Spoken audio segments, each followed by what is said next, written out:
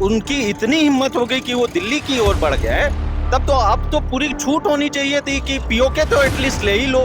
हमारे देश के प्रधानमंत्री इतने कमजोर प्रधानमंत्री हैं कि उन्होंने सेना का हाथ बांध दिया। हमारी सेना जो है धो धो के मार रही थी, जैसे कपड़ा धोबी धोते हैं तो उसी ढंग से धो रही। भारत और पाकिस्तान के बीच लगातार युद्ध की स्थिति बनी हुई थी। जैसे देखा जा रहा था कि भारत के द्वारा जो भी हमले किए जा रहे थे वो आतंकवादियों के ठिकाने पर किए जा रहे थे, लेकिन पाकिस्तान जो है वो लगातार रिहायशी इलाकों पर हमला कर रहा था। इसी बीच आज ये हाल ही की खबर है, ऐलान आता है कि सीज फायर लगा दिया गया है। अब ये दोनों बॉर्डर पे दोनों देशों में से किसी को भी किसी तरह की फायरिंग करने की अनुमति नहीं मिली है। यहाँ पे कुछ जन सुराज के नेता हैं, उनसे भी जानने का प्रयास करेंगे कि लगातार अब ये युद्ध के हालात बनते बनते बन रहे थे, लेकिन अभी सीज फायर का ऐलान कर दिया गया है। किस तरीके से देखते हैं इसको?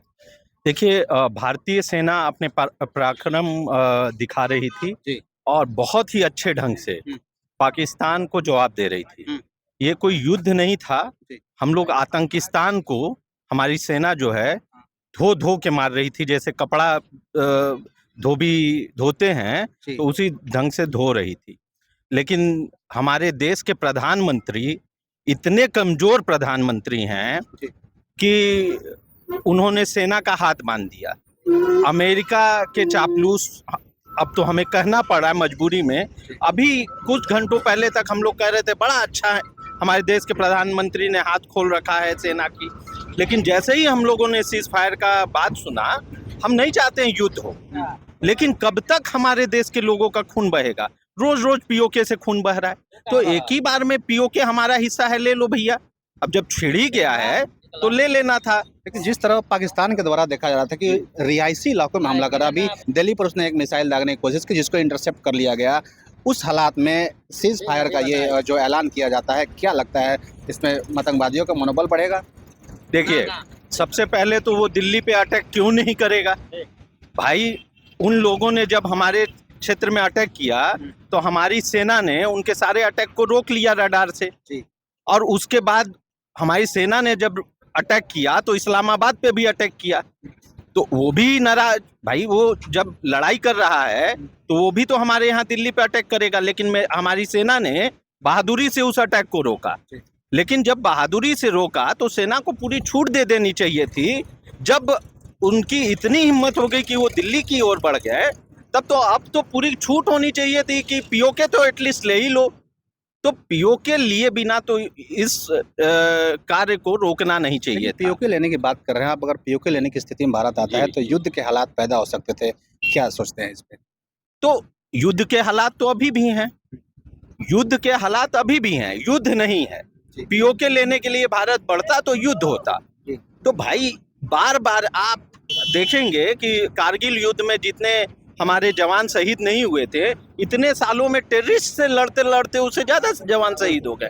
तो एक ही बार में इस बार पाकिस्तान के नसीब का फैसला हो जाना चाहिए था। हमारे देश के सब युवा क्रोध में हैं, सभी युवा चाहते थे कि इस बार पीओके एकदम अपने पास आ जाए, ताकि जो वहां आतंक का ठिकाना बना है, हमको किसी के ऊपर कब्जा नहीं चाहिए। हमारे देश का जो हिस्सा है वो आ जाता, वहीं से आतंकवाद बढ़ रहा है, वो एकदम हमेशा के लिए खत्म हो जाता। चलिए आपके पास भी आएंगे। भारत पाकिस्तान पे जिस तरह से अभी बॉर्डर पे सीज फायर का ऐलान कर दिया गया है, क्या सोचते हैं? हमारे अभी देखा जाए तो कुछ सिविलियंस की भी मौत हुई है, सैनिकों को भी मौत हुई है भारत की तरफ से, लेकिन अचानक ये सीज फायर का फैसला किस तरह से देखते हैं इसको? देखिए, सबसे पहले तो केंद्र में हमने बीजेपी को बैठाया है और मोदी जी प्रधानमंत्री हैं, और जो उन्होंने अभी भारत पाकिस्तान में युद्ध की बात कही जा रही थी, पहलगाम हमले में आपने देखा कि भारत के निर्दोष नागरिक मारे गए, और कई जो सिंदूर ऑपरेशन दिया गया इसलिए भी दिया गया कि कई सुहाग को उजाड़ दिया गया, महिलाओं के सामने उनके पतियों को गोली मार दी गई। तो जब से पाकिस्तान हमारा पड़ोसी रहा है, तब से वो बार बार जो है सीज फायर का उल्लंघन करते हुए और आतंकियों को अपना फायरिंग कवरेज देते हुए भारत में प्रवेश करने का बार बार वो प्रयास करता रहा है, और सेना जो है मुंह तोड़ जवाब देती रही है। लेकिन इस बार तो तब हद हो गई कि ये ऐसा घटना को अंजाम दिया जो एक तनावपूर्ण घटना थी। उन्होंने कहा कि मैं तुम्हें मार रहा हूं, तुम मोदी को बोल दो। तो मतलब जो वहाँ के लोग थे उनका ऐसा कहना था, जिनके सुहाग उजड़े उनका कहना था कि जब हम मना कर रहे थे मुझे भी गोली मार दो, तो बोला नहीं मैं मारूंगा नहीं, आप मोदी को बता देना। तो मोदी जी ने उसका जवाब देते हुए और भारतीय सेना ने मतलब उन्होंने भारतीय सेना के साथ बैठक की कि आतंकियों का सफाया करना है जो कि पाकिस्तान से चलाए जा रहे हैं। तो पाकिस्तान चाहता है भारत के साथ मैत्री संबंध भी, लेकिन वो मैत्री संबंध की आड़ में वो अपने क्षेत्र से आतंकवादियों का प्रवेश जारी रखता है भारत में। चलिए, तो एक सवाल और आपसे हम लेंगे। लगातार देखा जाता है सीमावर्ती इलाकों में जो भारत के लोग हैं, जब से ये स्थिति बनी हुई है, चैन की नींद नहीं सो पा रहे थे। कई सिविलियंस की भी मौत हो गई है, कुछ जवान भी मारे गए हैं। लेकिन भारत के अन्य क्षेत्रों में अगर देखा जाए, जो सीमावर्ती से दूर के इलाके हैं, उन क्षेत्रों में लोग जश्न मना रहे हैं कि अच्छी कार्रवाई हो रही है। किस तरह से देखते हैं इस इंसिडेंट को आप? देखिए, युद्ध तो कभी अच्छी नहीं होती, युद्ध कोई नहीं चाहता है। जवान जो हैं हमारे ही घर के बच्चे हैं, तो कोई शहादत हो रही है तो कोई जश्न की बात तो नहीं, दुख की बात है।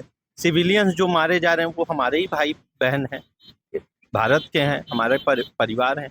तो युद्ध कभी भी जश्न की बात नहीं होती है, दुख की बात है। लेकिन ये दुख सहना पड़ता है कभी कभी मजबूरी में, और कब तक टाला जाए। वो देखिए, आप जब तक टालते रहते हैं तो आपको कई दफा सामने वाला कमजोर समझने लगता है। हम शांति प्रिय लोग हैं, इसका मतलब ये नहीं कि आप बार बार हमारे ऊपर अटैक करेंगे, जवाब तो देना ही पड़ेगा।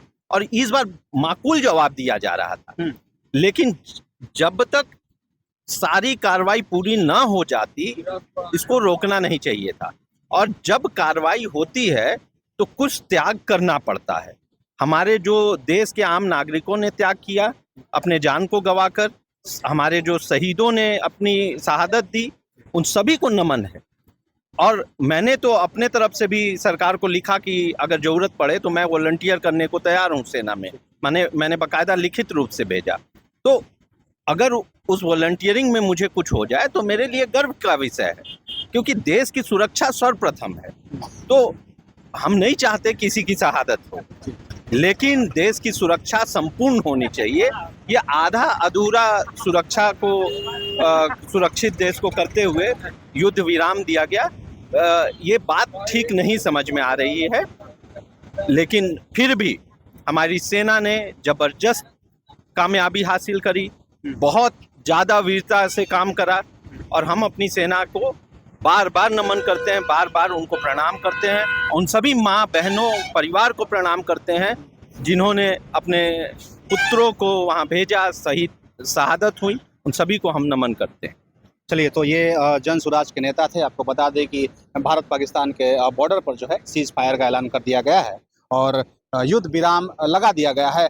बाकी जिस तरह से भारतीय सेना पाकिस्तान के आतंकवादियों को जिस तरह से जवाब दे रही थी, उसको देख करके लोग काफ़ी उत्साहित थे। लेकिन अचानक युद्ध विराम, इसके बारे में आप क्या सोचते हैं? कुछ लोग ये भी कर रहे हैं कि पीओके लेने का यही मौका था। बाकी आप इस घटना के बारे में क्या सोचते हैं? ये जो युद्ध विराम लगाया गया, इसके बारे में आप क्या सोचते हैं? कमेंट बॉक्स में जरूर बताएं। मैं सोनू प्रताप सिंह, आप देख रहे हैं टॉप 24 न्यूज़ बिहार। नमस्कार।